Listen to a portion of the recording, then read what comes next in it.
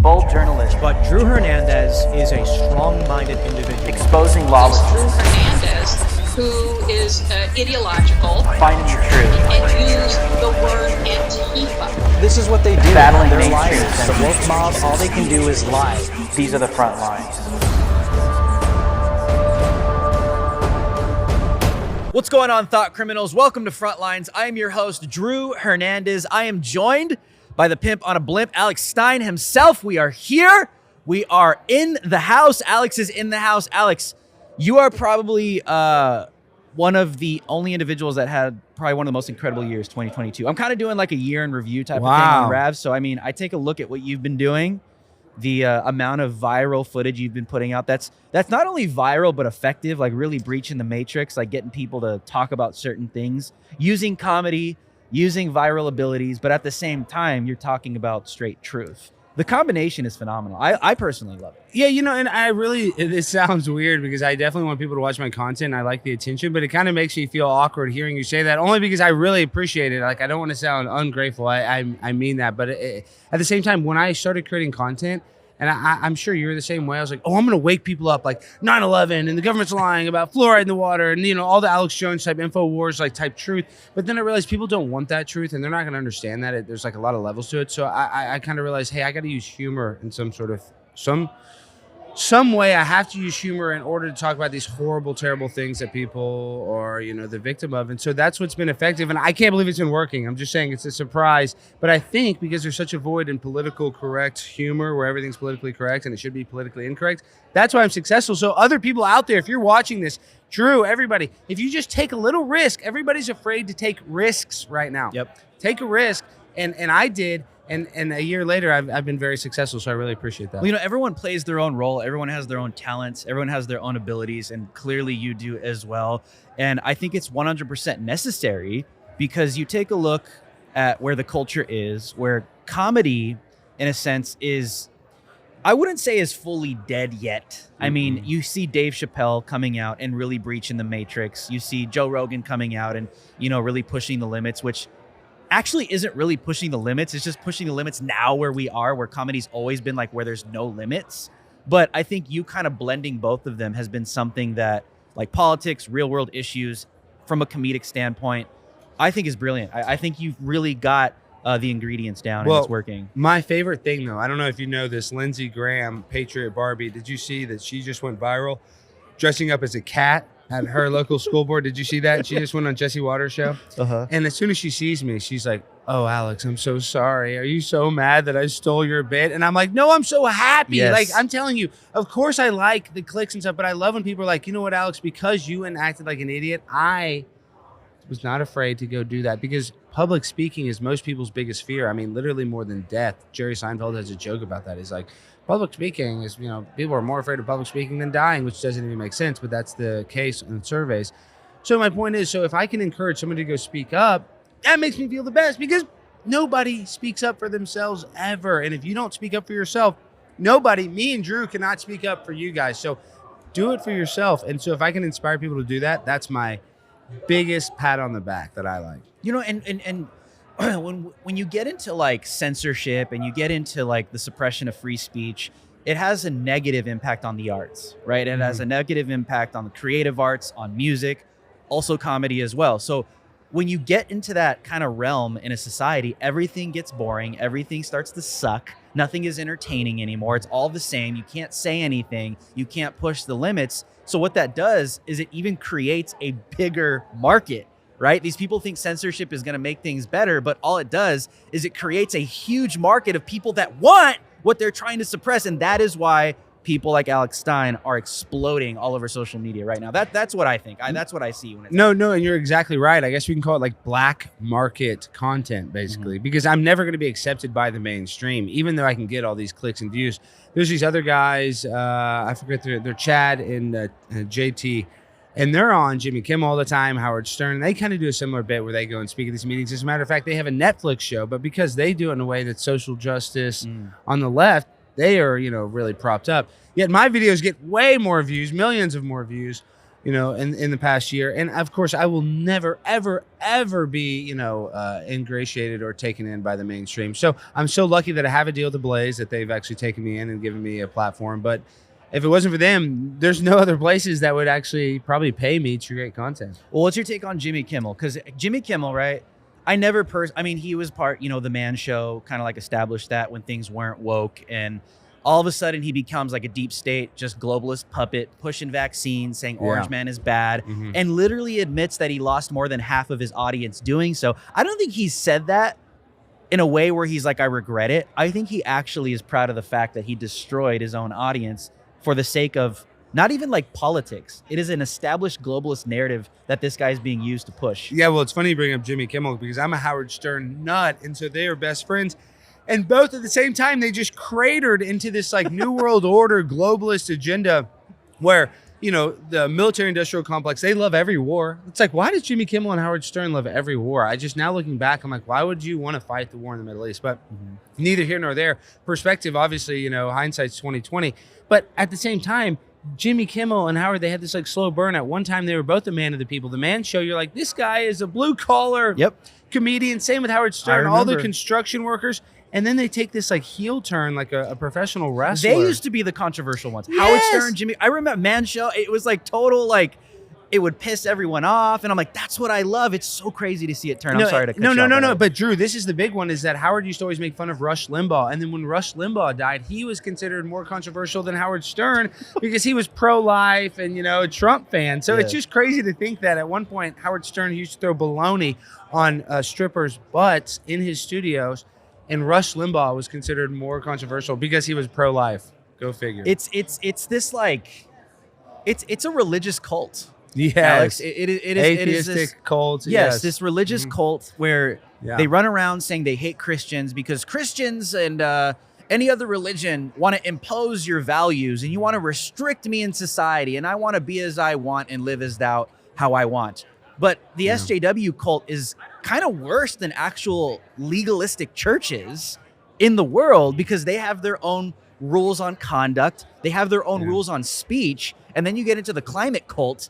They even have their own rules how you could actually live and eat. And it's insane. Sure, it's called scientism. And whether it's the medical science or climate science, it's just insane. They make up these rules as they go along.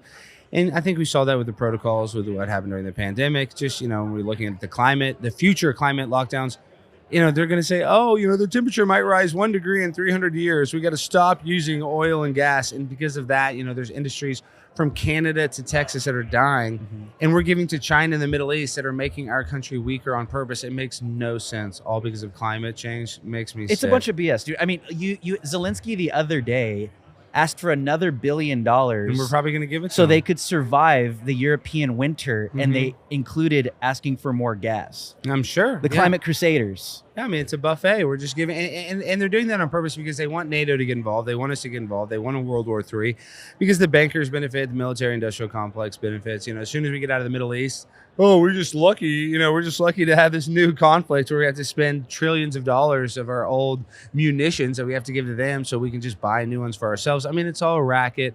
Smedley Butler said that, 5-star general. So, we're kind of screwed as American people. And you know what? You can't afford to buy a house, but these rich fat cat politicians, as soon as they get in office, they can just, trade stocks and, have, gay orgies with Paul Pelosi all day long. And we don't ever get to see the footage. So think about that when you're watching this at home. Let me ask you this, Alex. How much of the hypocrisy? I mean, it's one thing that they're hypocrites, but it's another thing that they know that they're hypocrites and they're intentional about it, right? Yeah. Like it's insane to me that we have a culture right now, not the viewers that are watching, that actually believe that these elites are actually going to go full green.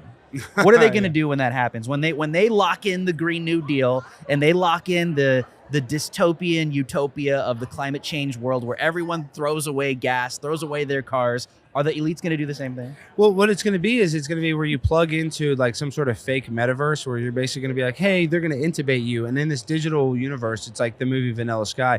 You're going to be able to be the quarterback of the Dallas Cowboys. You're going to be, Drew Hernandez, ABC's frontline journalist or whatever. I'm just saying in the metaverse, you're going to be the top guy. You're going to have a supermodel wife. And people are going to be like, oh, I want to plug into it. And they're going to say, you know what, Drew? Instead of living for 75 years here on Earth in the metaverse, you live for 1,000 years.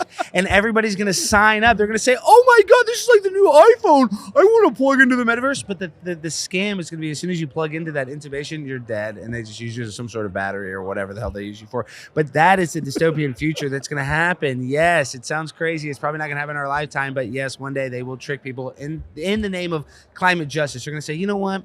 You take up too much greenhouse emissions driving your car and working. It'd just be cheaper if you just lived in this pod. So yeah, just live in this pod. We'll hook you up with Neuralink. We'll hook up your brain into the metaverse, and that'll lower your carbon footprint. We have a lot more to talk about with the great Alex Stein when we come back from the break, so don't go anywhere.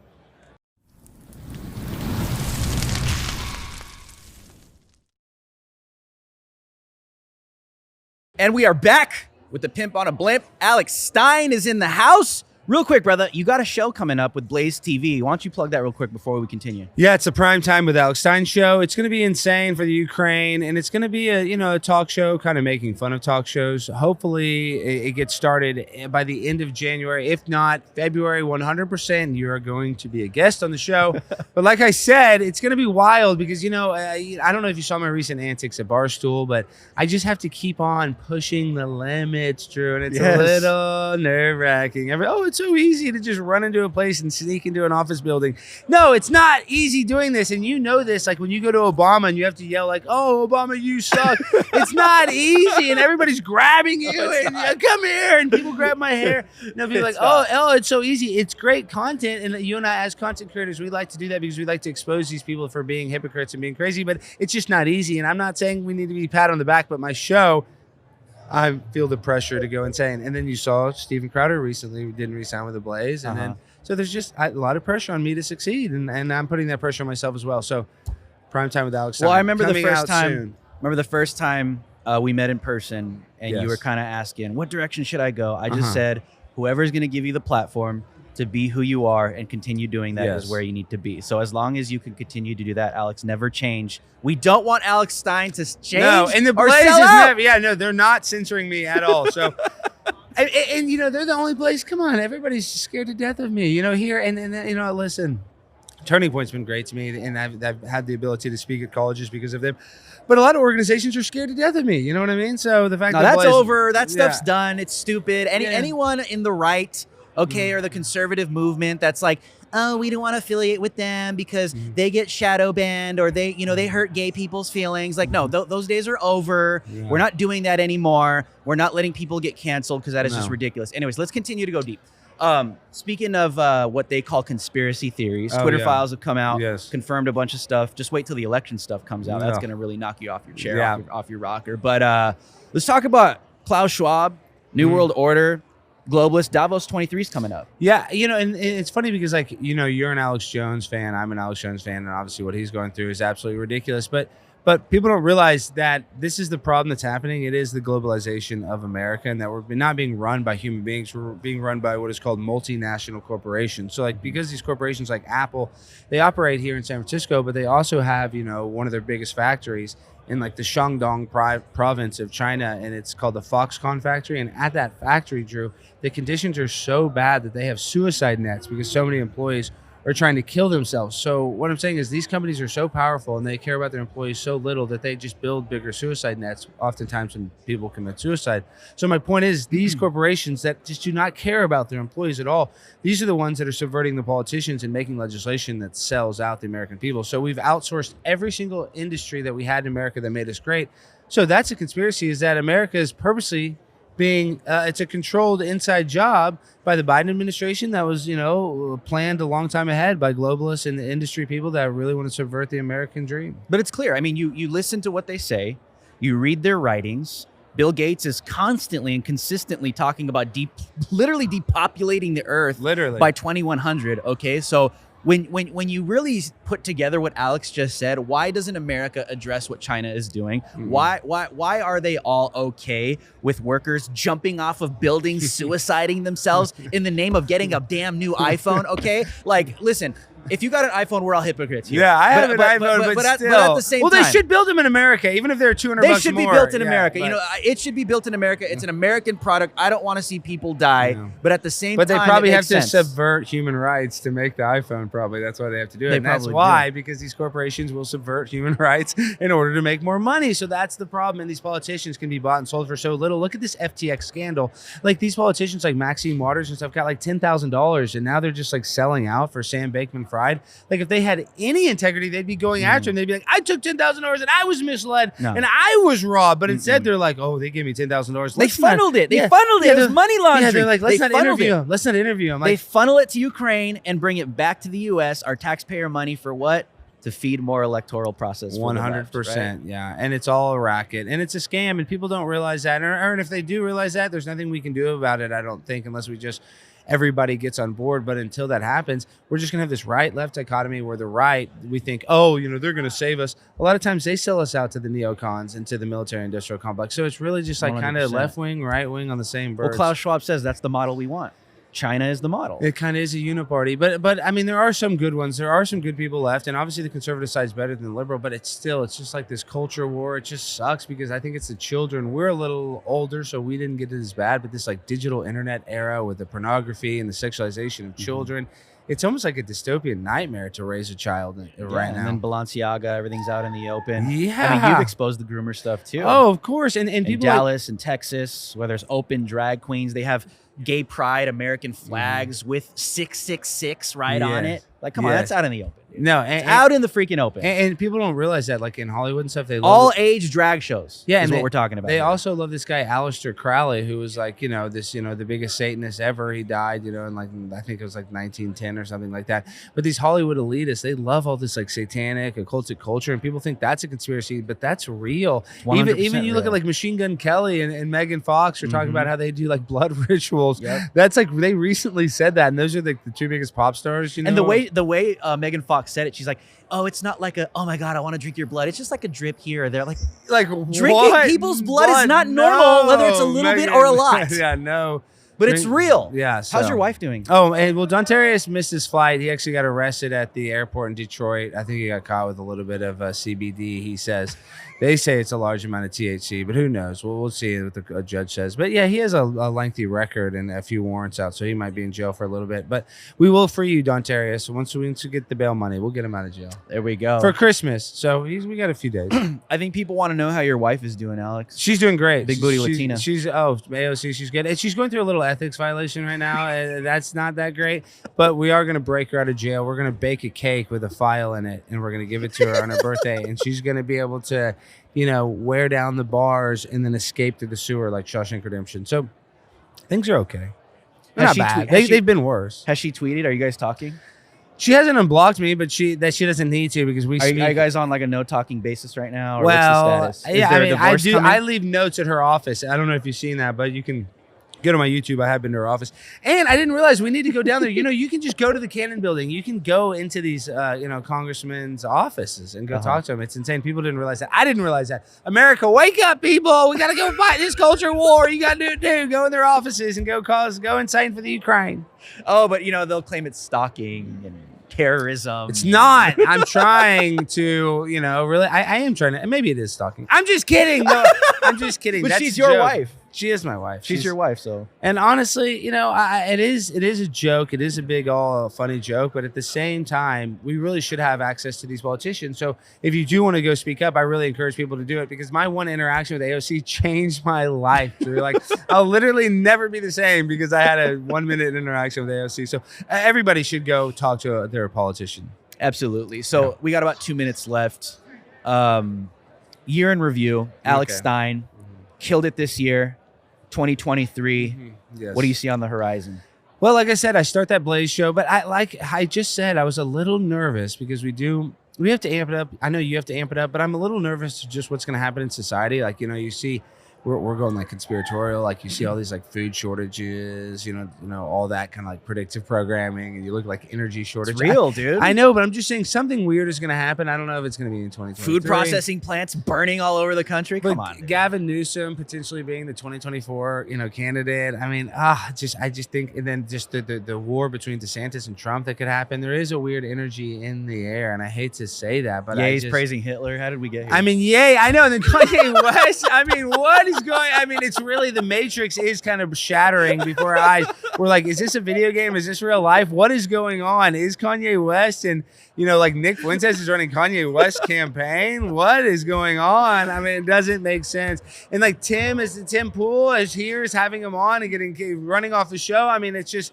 None of it really makes sense, and that's why they say reality is stranger than fiction. Absolutely. I don't think we could have predicted anything that's taking place. So No. I am very interested to see where 2023 and 2024 takes us. All I know is that I'll be on the front lines to document it all and watch it all unfold, and I know Alex Stein will too. Ladies and gentlemen, my name is Drew Hernandez. These are the front lines. I'll see you guys on the next one.